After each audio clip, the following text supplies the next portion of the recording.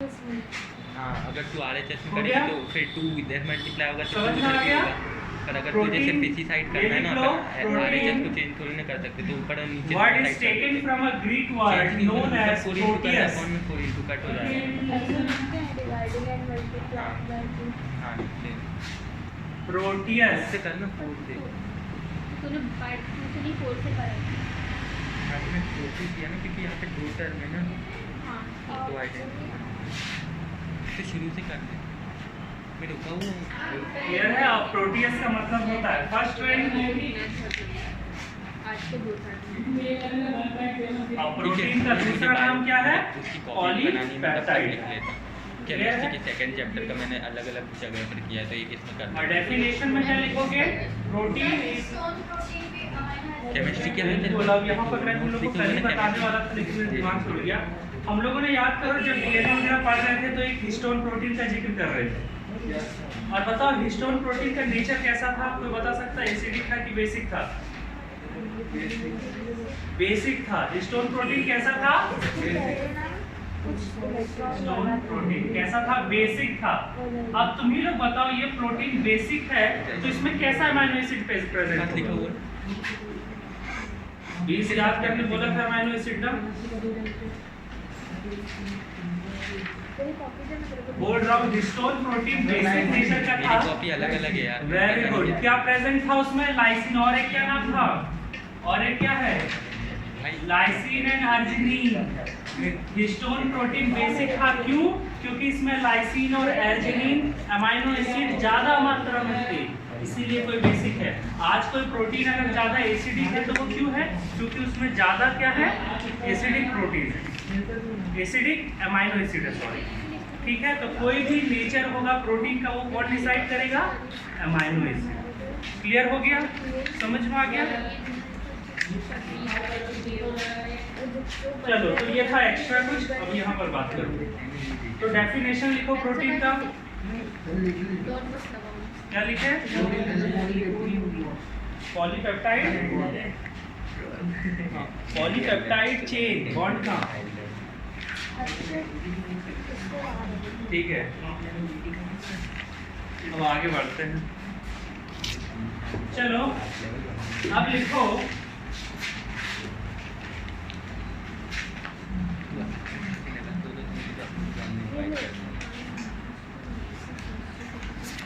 अब हम लोग थोड़ा देख लें कि प्रोटीन का क्या प्रॉपर्टीज है, क्या है। पहले टाइप्स देख लेते हैं, पहले टाइप्स देख लेते हैं। ठीक है, अब देखेंगे प्रोटीन। अब ये देखो बहुत इंपॉर्टेंट टॉपिक जाएगा, क्लासिफिकेशन बेस्ड ऑन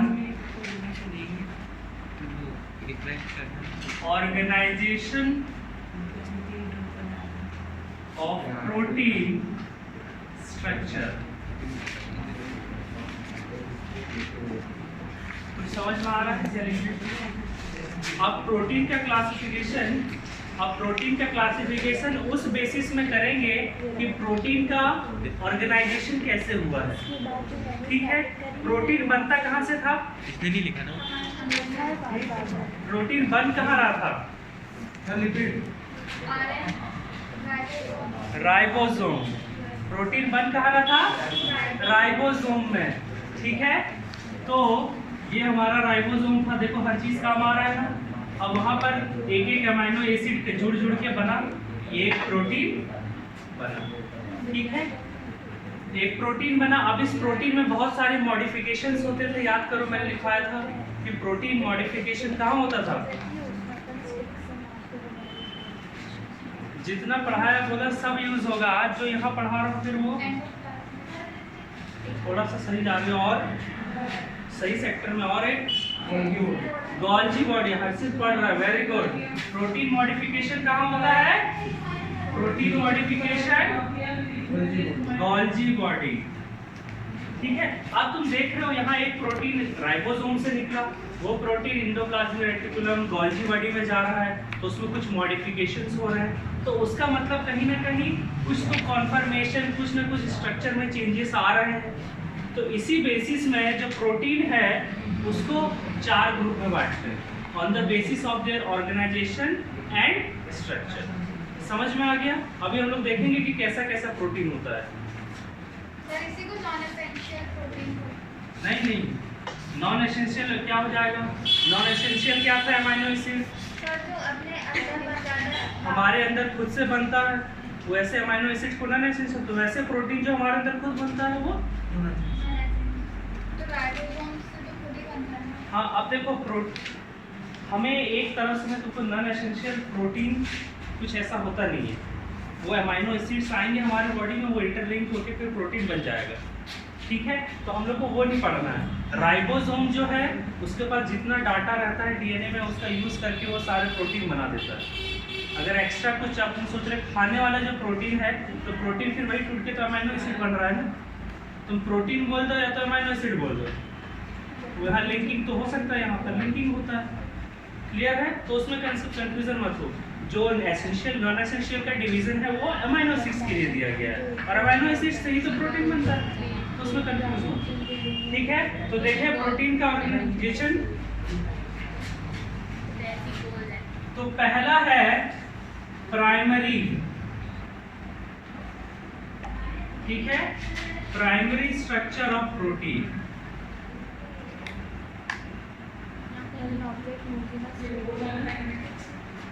क्लियर है?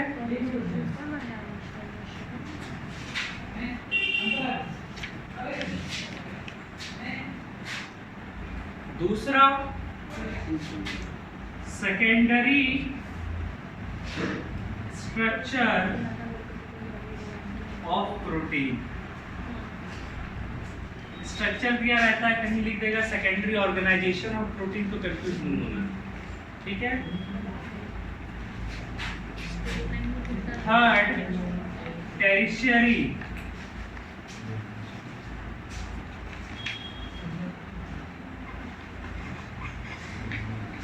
And fourth quaternary.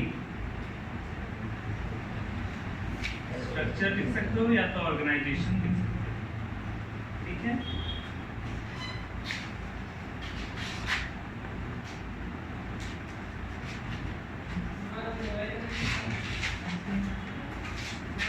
Based on organisation, या तो इसको काफी सारे बुक में कन्फर्मेशन के नाम से भी लिखते हैं।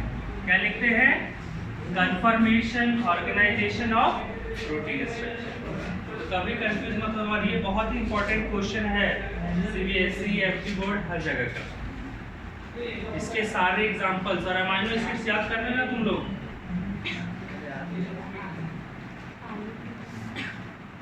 Primary structure of protein, secondary structure of protein, tertiary structure of protein और क्वाटरनरी स्ट्रक्चर ऑफ प्रोटीन।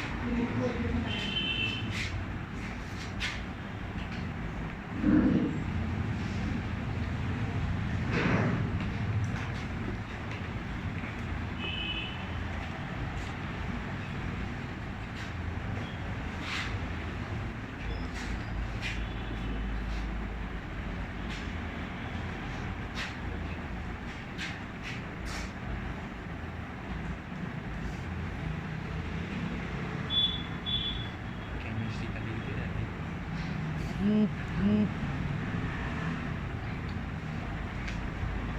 क्या?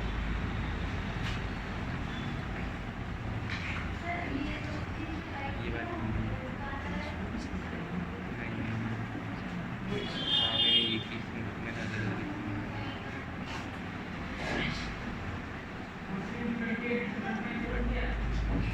अब सेकेंडरी स्ट्रक्चर ऑफ प्रोटीन को मैं यही दिखा देता हूँ। 3 पार्ट में बांटा गया, अल्फा हेलिक्स, बीटा प्लेटेड और कोलाजन हेलिक्स। ठीक है, लिख लिए सब? इसको भी लिख लो, फिर एक एक करके सबको हम लोग को पढ़ना है।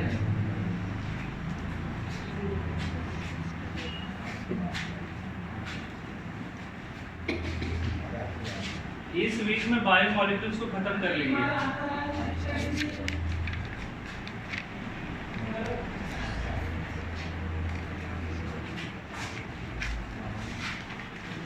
देखें प्राइमरी स्ट्रक्चर ऑफ प्रोटीन, बाकी रख करूं? ये अच्छा लग रहा है, मुझे बताने मन नहीं कर रहा है।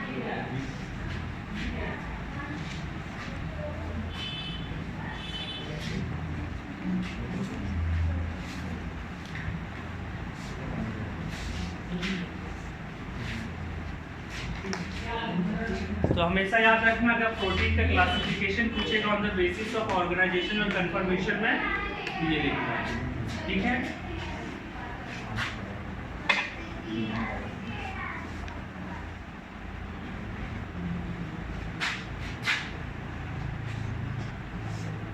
अब देखो प्राइमरी स्ट्रक्चर ऑफ प्रोटीन कौन है, जो प्राइमरी प्रोटीन्स कौन है। तो जो जस्ट अभी राइबोसोम से जो पॉलीपेप्टाइड बना है, जो प्रोटीन बना है, ठीक है, ये राइबोसोम है, ठीक है। इस राइबोसोम से ये प्रोटीन, सारे प्रोटीन कहाँ से बन रहे हैं? राइबोसोम से। हमारे बॉडी के अंदर जो भी प्रोटीन बन रहा है वो कहाँ से बन रहा है? या चलो कोई प्रोटीन हम लोग खा रहे हैं तो वो भी राइबोसोम से ही बन रहा है। कैसे? प्लांट वाला तुम खा रहे हो तो प्लांट कहाँ से बनाया? अपने घर से थोड़ी ना बनाया, वो भी राइबोसोम के हेल्प से बनाया है। फिर उसको डाइट के तौर पे तुम खा जा रहे हो, है कि नहीं? कंसेप्ट क्लियर है कि नहीं? जो भी प्रोटीन फॉर्म हो रहा है खाने लायक, वो कहाँ से बन रहा है? राइबोसोम से। तो जितने भी प्रोटीन जस्ट राइबोसोम से बनते हैं, यानी दुनिया के जितने भी प्रोटीन हैं जो जस्ट राइबोसोम से बन के निकले हैं, ये गलत था, उसको कहते हैं प्राइमरी स्ट्रक्चर ऑफ प्रोटीन। तो क्या कहलाता है? Primary structure of protein. कोई भी प्रोटीन हो, चाहे हेयर प्रोटीन हो, ईयर प्रोटीन हो, स्टमक प्रोटीन हो, पैप्सिन हो, ठीक है, कुछ भी प्रोटीन हो, एल्ब्यूमिन हो, ग्लोबुलिन हो, सब राइबोसोम से बना है। और राइबोसोम से बन के जो जस्ट निकला, तो उसी को क्या बोलते हैं? Primary structure.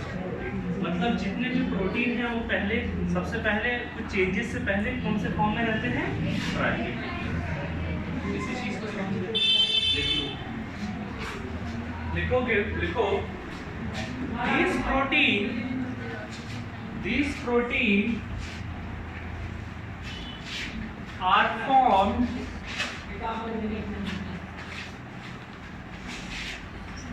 just after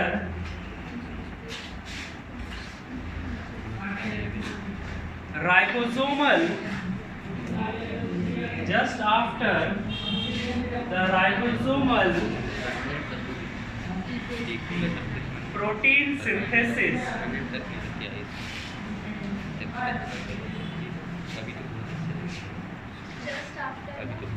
just after the protein synthesis। Clear है? समझ में आ गया है?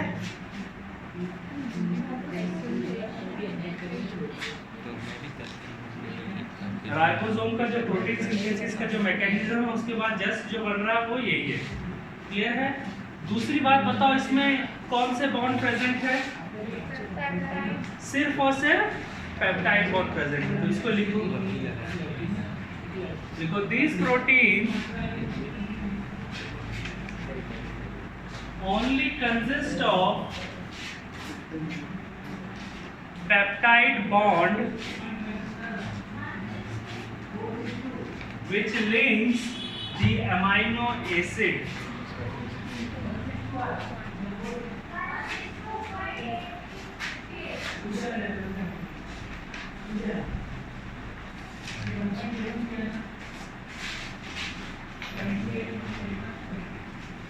ये एक ऐसा स्ट्रक्चर बना लो, ठीक है। अब तुम लोग मेरे को एक चीज बताओ, चलो, एन टर्मिनल और सी टर्मिनल किधर होगा? एन टर्मिनल मतलब समझ रहे हो, जिधर एमाइन था NH2, सी मतलब इधर COH था। अब बताओ इन दोनों साइड में से किधर N होगा और किधर C होगा? इधर और इधर N होगा। तुम लोग का क्या कहना है? सेम कहना है? तुम्हारा क्या कहना है?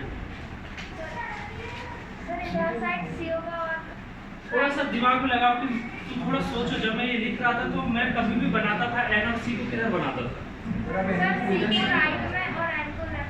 वही चीज है, यहाँ NC बनाया, C इधर आया तो N यहाँ पर आया पहले, फिर लास्ट में जब बनाऊंगा तो COH इधर लिखूंगा ना। तो N किधर आ जाता है? लेफ्ट वाले साइड में, और C किधर आ जाता है? Right side. हमेशा याद रखिए। क्लियर है? तो ये बना के इधर लिख लेना N और C, N टर्मिनल और C terminal.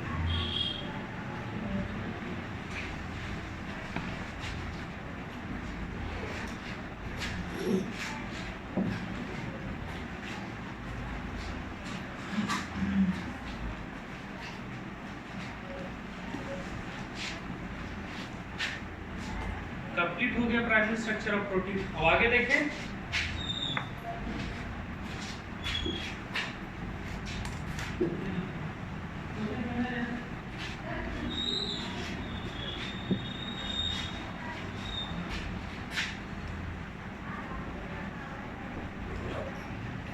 Secondary structure of protein. पहला 3 देखे थे, क्या था पहला? अल्फा हेलिक्स, अल्फा, ठीक है। इसका मैं डायग्राम बनाता हूँ, तुम लोग बताना कि तुम लोग इसमें से क्या क्या देख सकते हो। सब लोग गौर से देखो। मतलब क्या किया? फोर को कैसे अपन काट सेपरेट कर दिया ना, आधा पूरा कर दिया, ठीक है, वो वाला कैसा था? लीनियर था।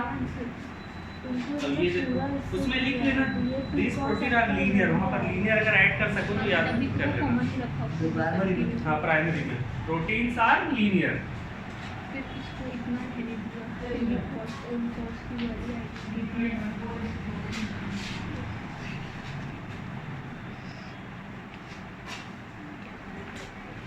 अच्छा, कौन बताएगा एन किधर होगा, सी किधर होगा?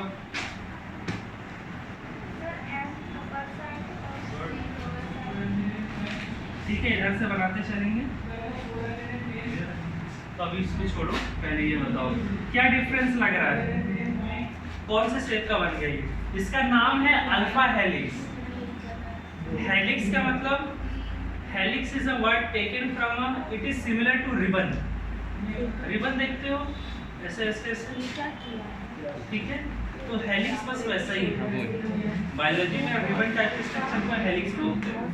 एक ही, और इसका और एक रीजन है, देखो एक एक्सिस लिए यहाँ से किसी चीज को ऐसे घुमाते जाओ। अब ये चीज मत सोचो कि ये वाला और ये वाला लाइन एक दूसरे को क्रॉस नहीं कर रहा है। रिबन में क्या एक को ऐसे क्रॉस थोड़ी ना करता है, वो जस्ट उसके सामने से गुजर जाता है।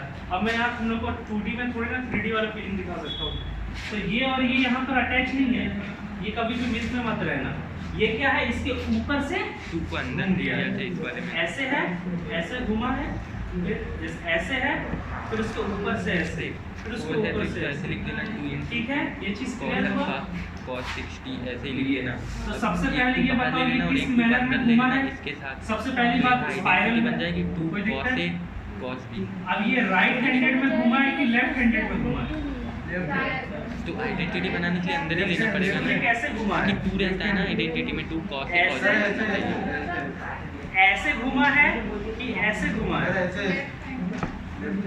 कैसे सुनो, ये देखो, अच्छा तुम्हारा राइट इधर मेरे को देखना, ठीक है, ऐसे, ये ऐसे है कि ऐसे है? इधर वाला हाथ में है तो ये राइट हैंडेड मैनर है। क्या है ये? Right handed. अब मैं ऐसे बोलता तो तुम लोग को, मैं तो इसी के अब आ गया ना एक्सिस में, प्लेन में, तो ये कैसा होता है? Right handed. समझ में आ गया? चलो अब एक चीज बता देता, और एक चीज, एक ये जो स्पाइरल बन रहा है, ठीक है, स्पाइरल बनाने का कुछ है नहीं मेरे पास, तो एक स्पाइरल बनने में अप्रॉक्स 4 अमीनो एसिड्स लगते हैं। कितने? 4 अमीनो एसिड्स। मतलब ये अगर यहाँ पर स्टार्ट है तो यहाँ से लेकर यहाँ तक, ठीक है, फिर यहाँ से यहाँ तक, तो एक हेलिक्स बनने में, मतलब एक स्पाइरल का ये हेलिक्स बनने में कितना अमीनो एसिड होते हैं? 4 अमीनो एसिड। देखो बहुत सारे आगे वाले बुक में 3.6 दिया रहता है, लेकिन हम लोग को कितना कंसीडर करना है? 4 अमीनो। तो एट पर हेलिक्स, एट पर स्पाइरल कितने होते हैं? 4 amino acid. Is it clear? इतना चीज समझ में आ गया? ठीक है, इतना पहले लिखते हैं। अब ये है क्या, अब ये पिछले वाले से कुछ अलग लग रहा है? पिछले वाले से वो तो सिर्फ एक धागा जैसा था, आके उल्टा बन दिया पेप्टाइड बॉन्ड।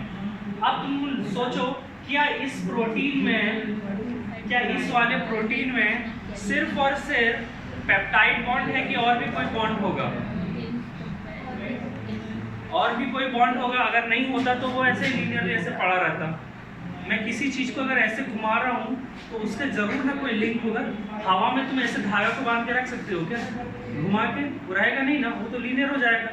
तो मतलब मस्ट है उस, अगर किसी भी एक में अगर वो घुमा हुआ है मतलब कोई ना कोई चीज को जुड़ रहा है। ये चीज क्लियर है? तो क्या ऐसा चीज है कि ये भाई ऐसा है पर इसको छोड़ दिए तो भी ये हेलिक्स स्ट्रक्चर है? तब पता चला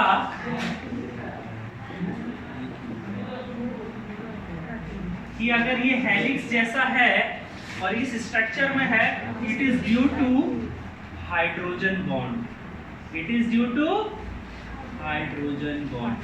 ये पूरा सब क्लियर है? तो ऐसा ऐसा बना लो लंबा लंबा, इस हेलिक्स को इधर से इधर से जोड़ो, लंबा ऐसा बनाओ और बस दिखा दो हाइड्रोजन।